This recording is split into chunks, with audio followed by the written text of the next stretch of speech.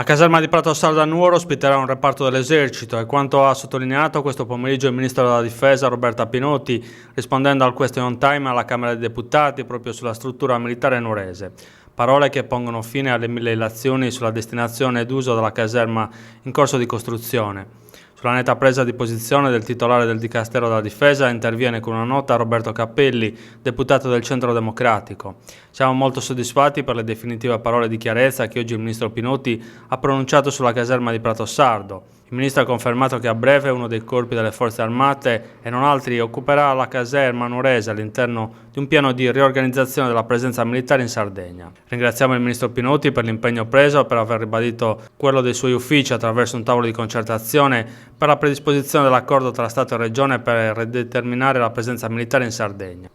Una presenza che lo stesso ministro ha definito importante anche dal punto di vista economico e che ha bisogno di una ridefinizione anche sul fronte delle misure di riequilibrio e armonizzazione.